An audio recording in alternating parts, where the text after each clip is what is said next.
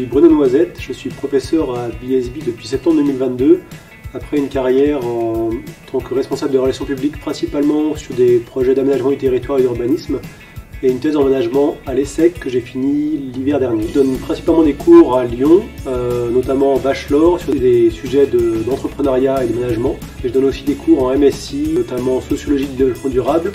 et puis management des ONG et des organisations à but non lucratif.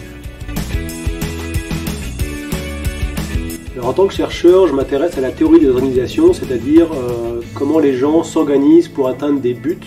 en fonction du contexte. Plus particulièrement, je m'intéresse aux normes d'échange social, c'est-à-dire les normes que les gens ont dans la tête, consciemment ou inconsciemment, et qui leur permettent, quand ils échangent avec quelqu'un d'autre, de savoir s'ils font une bonne affaire ou s'ils se font avoir. Donc, ces dernières années, je me suis intéressé à la façon dont les entrepreneurs du Rwanda, un petit pays d'Afrique de l'Est, gèrent leurs obligations familiales. Typiquement, c'est des questions comme voilà, je suis entrepreneur, j'ai une entreprise, j'ai un peu de moyens, et donc quand j'ai un cousin éloigné qui est malade et qui a besoin de se faire hospitaliser, la famille se tourne vers moi. Et la question est de savoir si je vais aider ce cousin-là à soigner son cancer, par exemple, au risque évidemment de ne pas pouvoir investir dans mon entreprise, ou est-ce que j'investis plutôt dans mon entreprise, sachant que il y a plein de gens, mes employés, mes clients, le pays en général qui a besoin de développer son économie,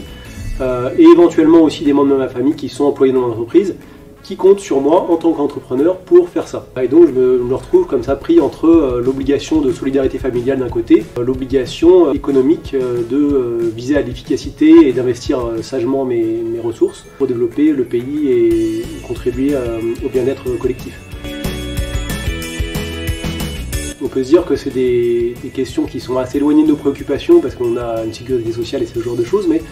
en fait, ce type de recherche, il en dit beaucoup sur la façon dont on alloue les ressources dans une société. Typiquement, si je suis manager par exemple et que j'ai des relations amicales avec mes subordonnés, au quotidien tout va bien. Mais si un jour j'ai un membre de mon équipe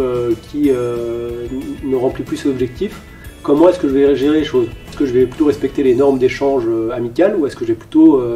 appliquer les normes d'échange un peu plus froides, strictes et efficaces du business?